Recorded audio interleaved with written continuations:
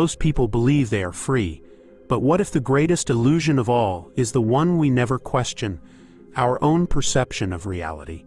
What if the life you're living, the world you navigate, isn't a rigid script, but a living tapestry, one woven by unseen threads, vibrating with laws so ancient and subtle they hum beneath the noise of everyday existence?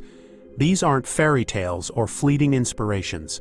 They're the hidden universal principles that have guided humanity's greatest minds, shaped civilizations, and quietly orchestrated the moments you've dismissed as coincidence.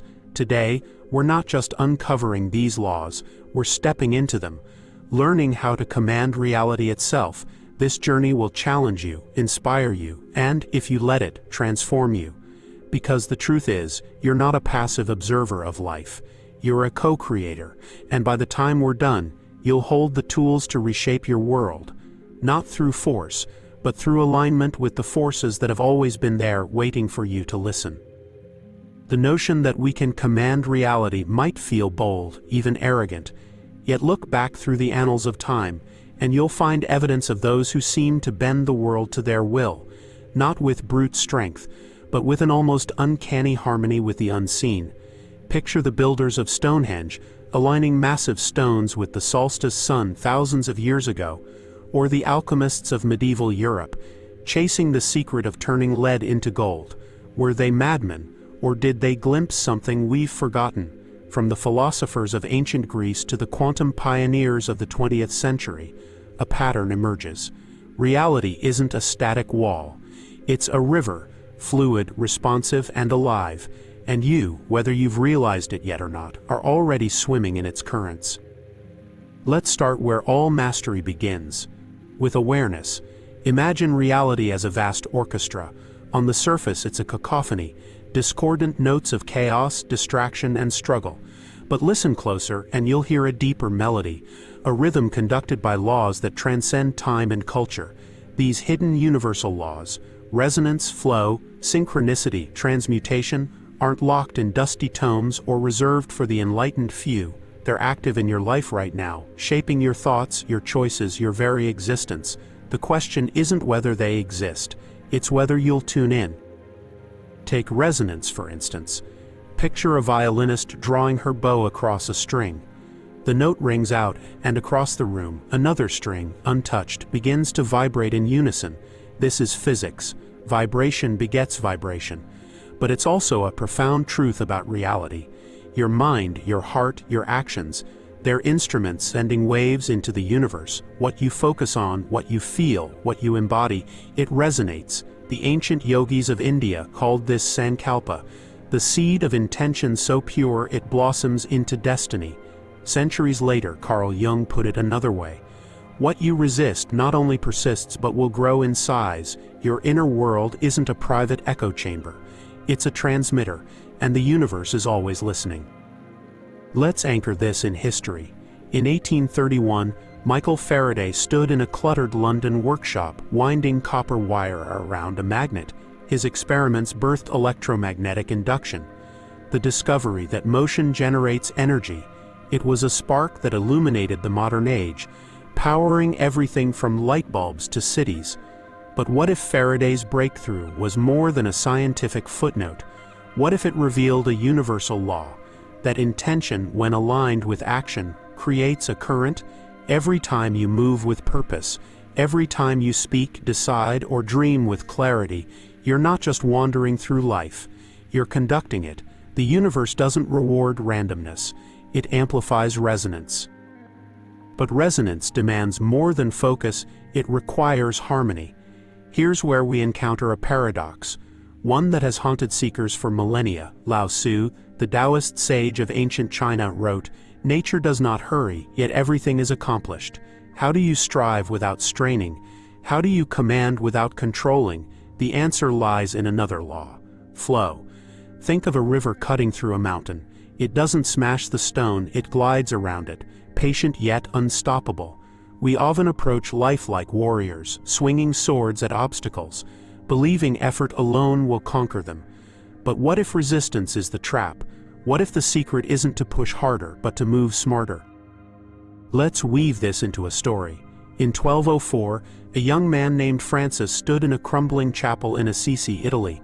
He'd been a soldier, a dreamer, a prisoner, his life a tangle of ambition and ruin. One day, staring at a weathered crucifix, he heard a voice, "Rebuild my church." He could have resisted, clinging to his old ways.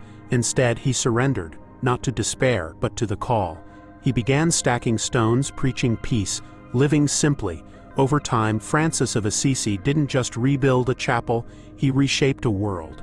His flow wasn't passivity, it was alignment. He didn't fight reality, he danced with it. This is practical, not poetic fluff. Think of a moment you felt stuck, maybe a job that suffocates you, a goal that slips further with every step, or a fear that loops endlessly in your mind. Now try this, stop battling it. Step back, breathe. Ask yourself, what am I resisting? Not the situation, but your reaction to it. Resistance feeds the illusion of control, but surrender, true surrender, creates space. It's not about giving up your dreams. It's about releasing the struggle that dims them. Flow is the art of acting without forcing, of trusting the current while holding the rudder. Now let's deepen this with another law. Synchronicity. Jung coined the term to describe meaningful coincidences, events that defy chance, as if the universe is winking at you. You think of a friend, and they text. You ponder a question, and a book falls open to the answer. These aren't accidents, they're signals. Imagine synchronicities as threads in a vast web, connecting your inner world to the outer. The more you notice, the more they multiply. The Stoic philosopher Epictetus said, "You have power over your mind, not outside events. Realize this, and you will find strength." But what if the line between mind and events isn't as sharp as we think? What if reality mirrors what you carry? Here's a modern example. In 1997, a struggling writer named Elizabeth sat in a New York diner, sketching a business idea on a napkin. She'd been laid off, her savings were dwindling, but something urged her to keep going. As she scribbled, a man at the next table leaned over. He was a venture capitalist. They talked. 6 months later, her startup launched, eventually growing into a multi-million-dollar company. Luck, perhaps, or maybe Elizabeth's decision to act, to resonate with her vision despite the odds, sent a ripple the universe caught. Synchronicity isn't random, it's responsive. So how do you command reality? It's not about shouting commands or bending the world through sheer will. It's about alignment, tuning yourself to these laws like a radio finding a signal. Start with awareness. Watch your life. Where do you feel friction? Where do you feel ease? Then shift your resonance. Dwell less on what's broken and more on what's possible, not with naive hope, but with focused intent. And finally, embrace flow. Move with purpose, but let go of the need to control every outcome. The universe doesn't bend to force, it yields to harmony. This brings us to a deeper law, one the alchemists revered: transmutation. In their shadowy labs, they chased the dream of turning base metals into gold. But their true quest was inner, transforming the lead of suffering into the gold of wisdom. What if your struggles are raw material? Your doubts, your failures, your chaos? They're not obstacles, they're ingredients. Nietzsche wrote, "You must have chaos within you to give birth to a dancing star." Commanding reality isn't about erasing the mess, it's about refining it. Let's linger here with a tale from the East. In 6th century China, a monk named Bodhidharma crossed mountains and rivers to bring Zen to a new land. Legend says he sat facing a cave wall for 9 years, staring into the void. Why? To transmute his mind. When he rose, his presence shifted empires. Not through words, but through the power of his transformed being. Your battles aren't punishments, they're invitations. What could you forge from your own cave? This isn't theory, it's practice. Next time you face a challenge, don't just react. Pause. Ask, what's the gold here? Maybe it's patience from delay, strength from loss, or clarity from confusion. Transmutation doesn't deny pain, it redeems it, and in that redemption you don't just survive reality, you shape it. Let's reflect. How often do you feel trapped by patterns you didn't choose? Habits, fears, cycles that repeat like a scratched record? What would shift if you saw them not as chains, but as signals? What if every frustration, every why me moment was a whisper from the universe, urging you to align, These laws, resonance, flow, synchronicity, transmutation, they're not distant concepts, they're alive in you. Every thought you nurture, every emotion you hold, every step you take, it's all part of the symphony. The more you hear it, the more you can conduct it. History offers one more lens.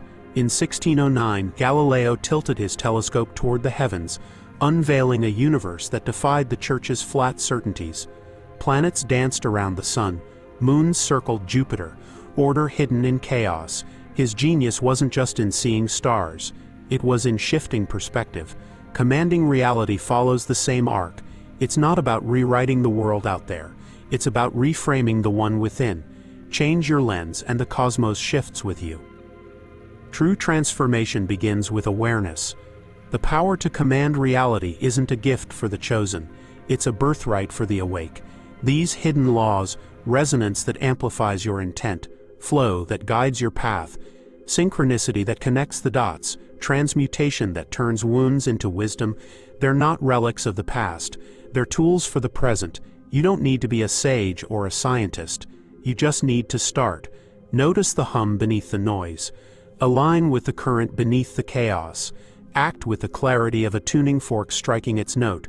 The universe is already responding, can you feel it?